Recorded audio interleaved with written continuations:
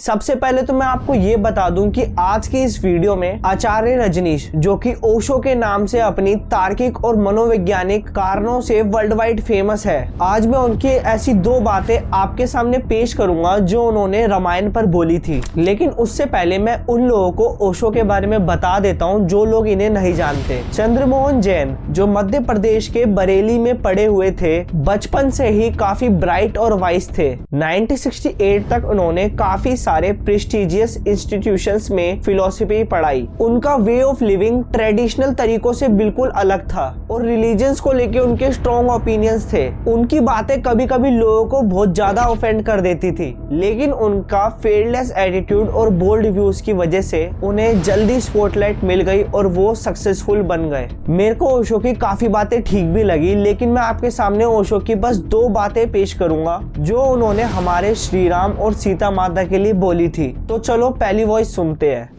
भगवान के अवतार इतनी भी दृष्टि नहीं कि वो देख सके कि सीता पवित्र है, इतनी भी दृष्टि नहीं कि देख सके कि धोबी गलत है। और अगर ये भी था कि धोबी ने जो बात कही थी हो सकता और लोग भी कह रहे हो, तो फिर खुद भी राज्य छोड़ देना था। तो चले जाते, वो भी सीता के साथ जंगल में, यूं भी 14 साल रहने के अभ्यासी थे, कोई नहीं तो बात थी नहीं। फिर जंगल में साथ ही चले जाते, लेकिन राज्य को तो बचा लिया, पत्नी को छोड़ दिया। पद को बचा लिया, पत्नी को छोड़ दिया। पद प्रेम से बड़ा साबित हुआ। राम राजनीतिक पुरुष, मेरे लिए कोई धार्मिकता उनमें दिखाई नहीं पड़ती।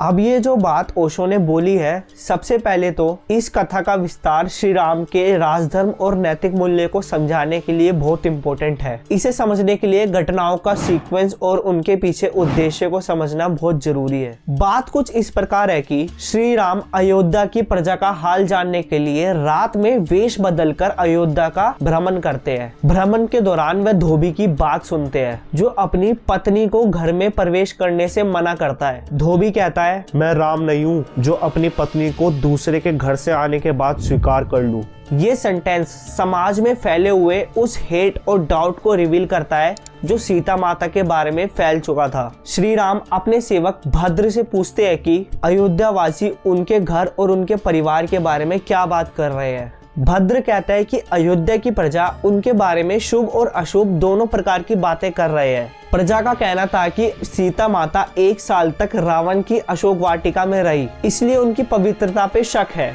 श्री राम कहते हैं कि राजा का कर्तव्य है कि वह प्रजा की इच्छाओं के अकॉर्डिंग बिहेव करे। अगर प्रजा को मेरे डिसीजन से डाउट है तो मैं उसे दूर करूंगा, भले ही इसके लिए मुझे अपने सुखों का त्याग करना पड़े। इसके बाद वह सीता माता को त्यागने का कठिन निर्णय लेते हैं। सीता माता को त्यागते समय श्री राम जी उन्हें वाल्मीकि ऋषि के आश्रम भेजते हैं। यह निर्णय केवल प्रजा की शंका को शांत करने के लिए लिया गया था, न कि व्यक्तिगत द्वेष या अहंकार के कारण। वनवास के समय सीता माता ने स्वयं कहा था कि वह महर्षि ऋषि के आश्रम में रहना चाहती है, इसलिए श्री राम ने उन्हें वाल्मीकि ऋषि के आश्रम में भेजा। सीता माता को सुरक्षित और सम्मानित स्थान दिया गया ताकि उनके बच्चों को शिक्षा और संस्कार प्राप्त हो सके। और सबसे बड़ी बात तो ये है कि सीता माता के वनवास के बाद भी श्री राम ने किसी अन्य स्त्री से विवाह नहीं किया। यज्ञों में जब भी पत्नी की आवश्यकता होती तो वह सीता माता की स्वर्ण मूर्ति का उपयोग करते थे। ये चीज दिखाती है कि श्री राम का सीता माता के प्रति प्रेम भाव कभी भी कम नहीं हुआ।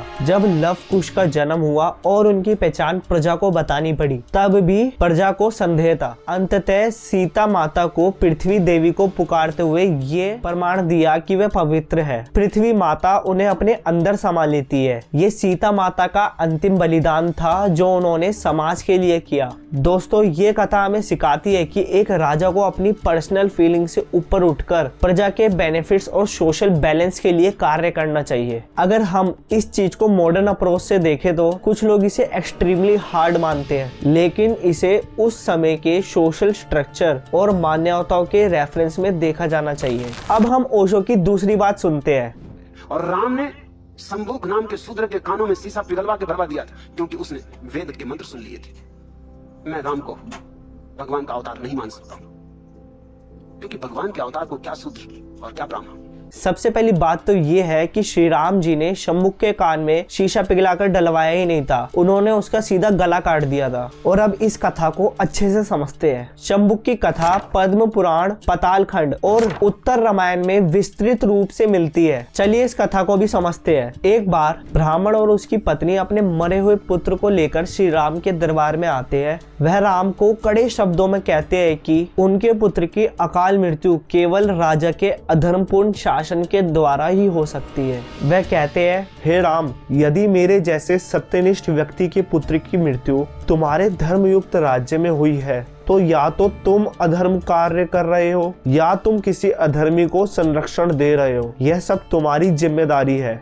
ब्राह्मण और उनकी पत्नी ये भी कहते हैं कि अगर उनके पुत्र को जीवित नहीं किया तो वह भी यही प्राण त्याग देंगे। भगवान राम ब्राह्मण के कठोर वचनों को सहन करते हुए कहते हैं कि हे ब्राह्मण, तुम्हारा पुत्र जीवित होगा। मैं ये प्रतिज्ञा करता हूँ, यदि मैं ऐसा नहीं कर सका तो मैं अपने पुत्र को तुम्हें सौंप दूंगा। राम अपने कुल गुरु वशिष्ठ से पूछते हैं कि उनके धर्मयुक्त शासन में अकाल मृत्यु का कारण क्या है। एक शूद्र तपस्वी शंबुक अपने शरीर से स्वर्ग लोक प्राप्त करने के लिए कठोर तप कर रहा है। नारद मुनि कहते हैं, हे राम, शूद्र का ऐसा तप धर्म के विरुद्ध है और यही इस ब्राह्मण पुत्र की मृत्यु का कारण बना है। राम उस स्थान पर पहुंचते हैं जहाँ शंबुक उल्टा लटक कर तपस्या कर रहा था। वह अग्नि की ज्वालाओं के बीच धुआं पीते हुए अपनी तपस्या में लीन था। राम उससे विनम्रता से पूछते हैं, हे तपस्वी, तुम कौन हो? किस यज्ञ या तप का पालन कर रहे हो? क्या तुम स्वर्ग की कामना कर रहे हो? सत्य बोलो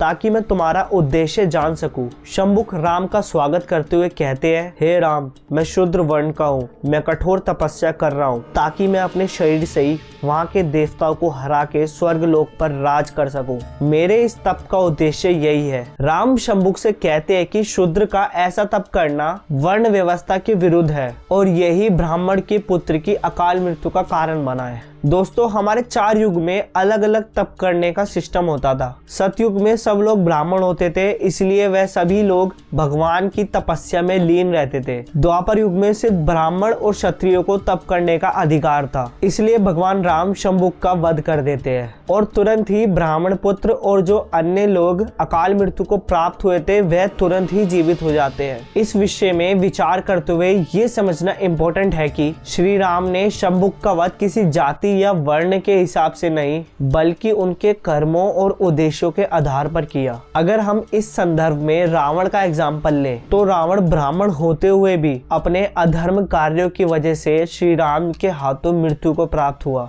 शंबुक द्वारा की गई तपस्या का उद्देश्य परोपकार या शांति नहीं था, बल्कि यह अनुचित और अहितकारी इरादों से करी गई थी। भगवद गीता के 17वें अध्याय में भगवान श्री कृष्ण कहते हैं कि जो तप हठ पूर्वक अपने शरीर को कष्ट देकर और दूसरों को अनिष्ट करने के इरादे से किया जाता है वह तामसिक तप कहलाता है। इसीलिए श्री राम का शंबुक का वध करना धर्म की रक्षा और समाज में संतुलन बनाए रखने के लिए आवश्यक था। उम्मीद करता हूँ आपको ये कथा अच्छे से समझ आ गई होगी। अगर वीडियो अच्छी लगी हो तो वीडियो को लाइक करें और चैनल को सब्सक्राइब करें और इस वीडियो को ज्यादा से ज्यादा शेयर करा जाए ताकि और लोगों को भी श्री राम पर फैलाए झूठ का सच पता लग सके। जय श्री राम, जय हिंद, जय भारत।